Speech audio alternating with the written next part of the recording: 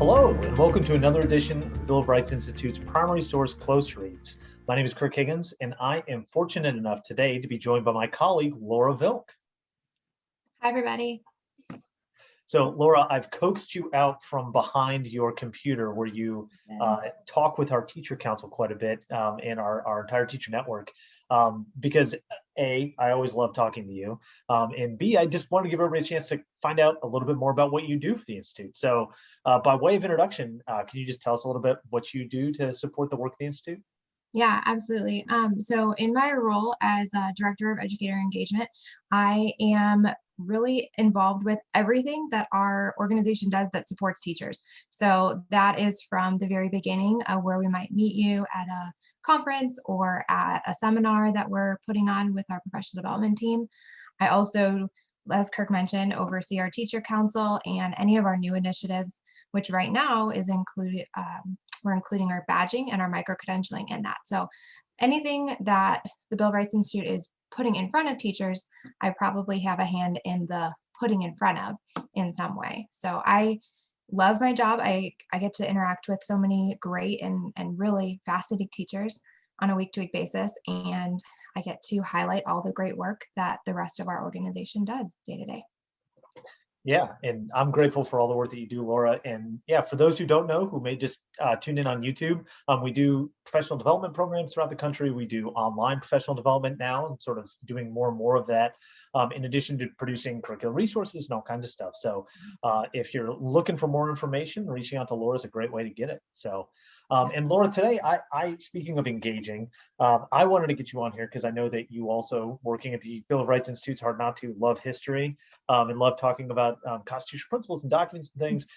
So I kind of gave you carte blanche to pick a document that you wanted to talk with me. And you picked one that's really interesting and one that I had not read closely before this. And so I'm really excited to dive into it. But could you just say, what's the document you've chosen for us today? We are going to be looking at the Keating-Owen Act of 1916. And I picked this document because I often wonder what kind of a position I would have taken if I were alive during the progressive era. I myself started college as a social work major and really kind of volunteer and love those types of causes that relate to women and children and education and things like that. Probably a big reason why I like being at the Bill of Rights Institute for a career. But I think the tensions that arise from this era are really fascinating, and particularly those that relate to the state and federal government and both kind of trying to vie for, their different realms and spheres of influence. So this document is going to highlight that for us. Yeah, absolutely. Well, let's dive right into it. Yeah, so the Keating-Owen Child Labor Act of 1916, I think this is the first time that we've actually looked at just a piece of legislation on primary source close read. So this is exciting, but it's one that I agree with you. I think it's interesting because it shows really the complexity of how things get done in our constitutional system. So that's kind of the central question I'm thinking about today. I think we often think about these big initiatives and big movements, but really getting down into how social change occurs in a constitutional system is really interesting and can be really frustrating at times. But also, there's kind of a method to the madness, and unpacking that is something I think is really interesting. Mm-hmm. So by way of a little bit of historical context, so it's 1916. So this is sort of in the midst of the progressive era. And the progressive era was from about 1896 to 1916 is generally when historians put that periodization. And it's this period of great social change, in this period of people turning and looking at society and how we can improve society, and also questions about the role of government emerge from that too. What is the government's role in regulating the behavior of citizens and in making sure that that things are functioning in a way that's beneficial for everyone? So you have politicians like Theodore Roosevelt and Woodrow Wilson, who are all in sort of this progressive cast, who are becoming more and more interested in these social reform movements. And so one of those social reform movements is targeting child labor. And so you have the emergence of this committee, the National Child Labor Committee, who is really focused on this and advocating for the improvement of working conditions for children and really getting children out of just the horrific conditions they're in. And one gentleman who was a photographer who was working with this committee, who was really highlighting this, was named Lewis Hine. Lewis Hine went around the country taking pictures of these working conditions. There's several famous pictures of children in mines. And here we have a picture of two children in Indianapolis. And I think being from the Indianapolis area, this kind of spoke to me for that reason. And it's labeled that they're in a glassworks at midnight. And so you got to imagine, it's smoky, dusty, hot. It's midnight. You've got these two sort of childish, faces, staring at us through this camera. So Laura, I know that this was something that really attracted you. What strikes you about this image? Sort of what stands out? Yeah, I think you kind of already alluded to it, but my thought first is probably the condition of their lungs. I mean, I just think about the smoke and the different, chimneys and different things that we're seeing, that it's certainly not good working conditions. But then I also think just about probably the age of them. I mean, those are probably 10, 12, maybe 14-year-old boys. And just how really different we think of children now than they did 120 some years ago. And just how even that's the age of most middle school and high school students now, and just how many more opportunities are available to children today than these boys had.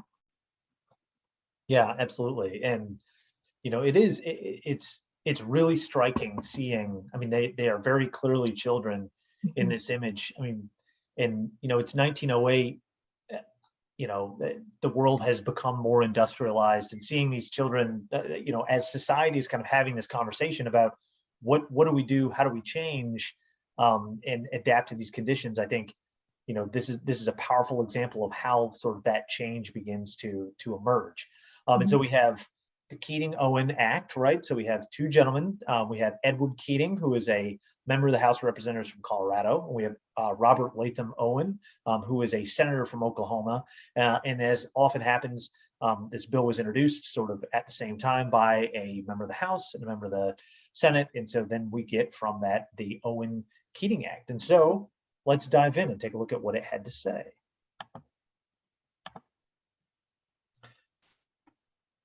So this is the actual text of the act, and it reads about as exciting as the text of a piece of legislation does. But what immediately struck me when I was reading this, first of all, was that it's fairly short.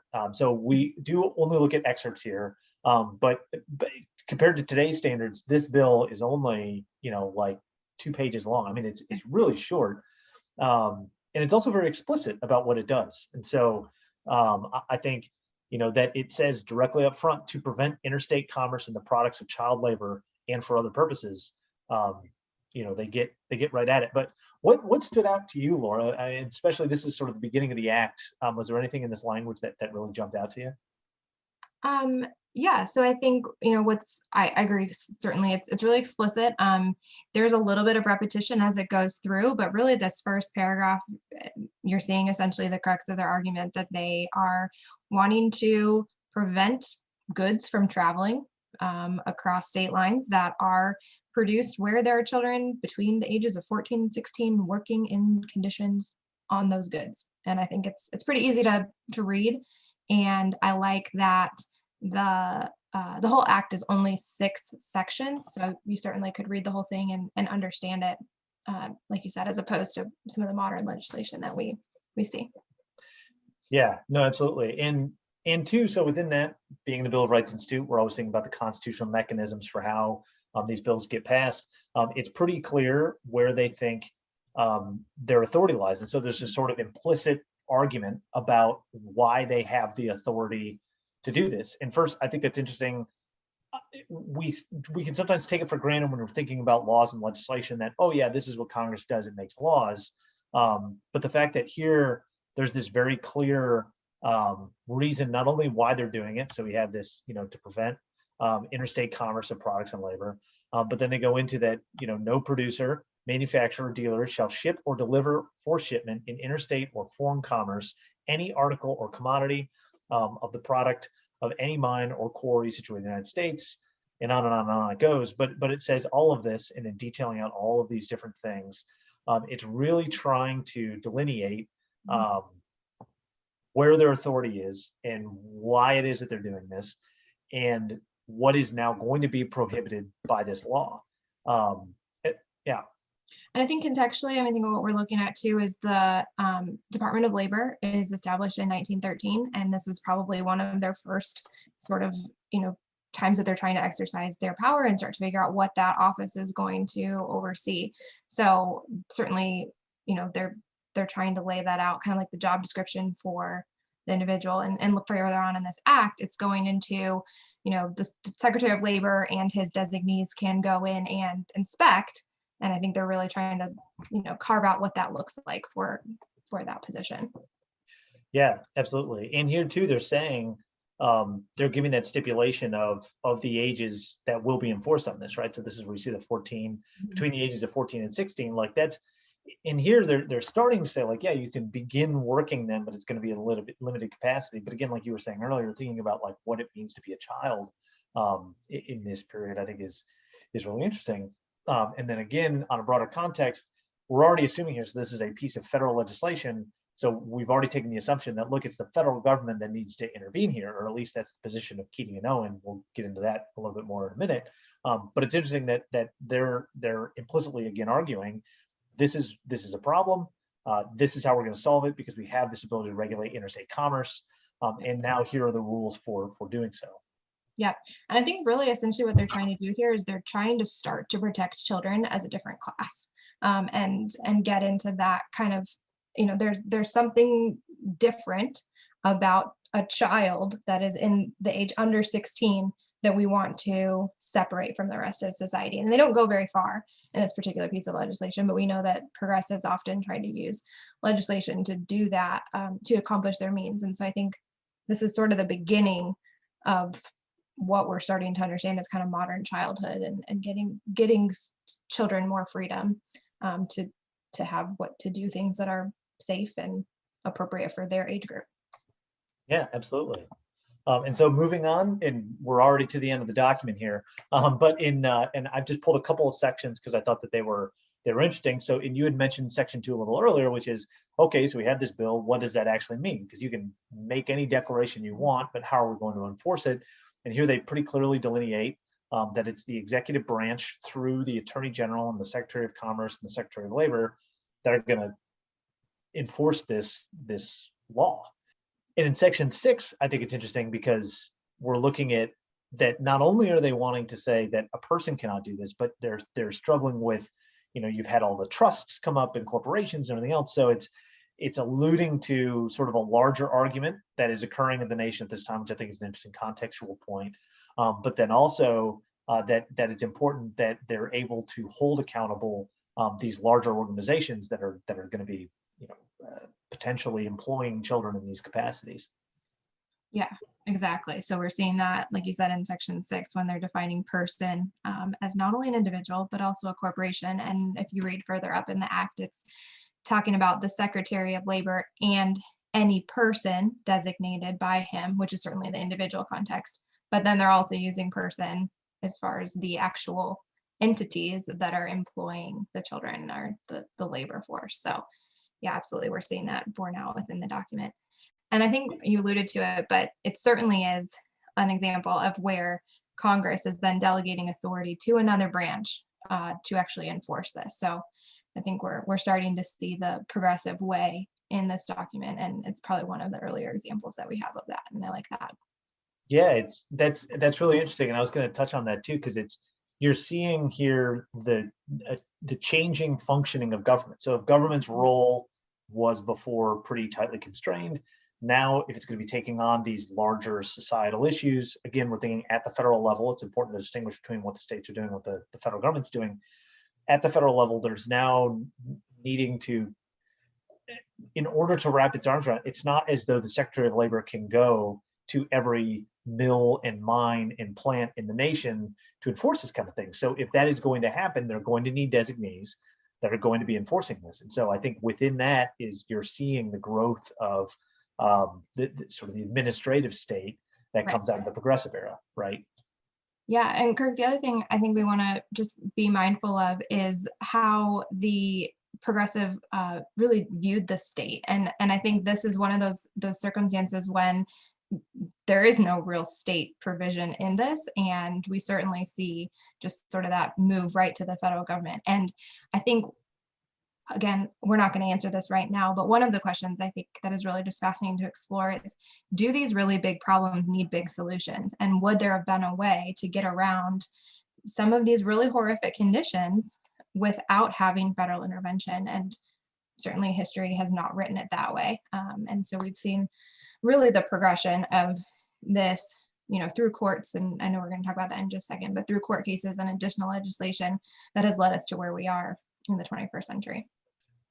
So yeah, that it becomes the question that's raised in this case of Hammer v. Dagenhart that comes up in 1918. So does the Congressional Act violate the Commerce Clause, the 10th Amendment, or they also, threw in the 5th Amendment? I'm going to focus really on the Commerce Clause and the 10th Amendment because I think that's where the crux of the majority opinion comes down. And they found in this case that no, in a 5-4 decision, this does violate the Commerce Clause, meaning this is the government exceeding its powers of commerce within Article 1, Section 8, Clause 3, which here I have written out for us. It just says to regulate commerce with foreign nations and among the several states and with the Indian tribes.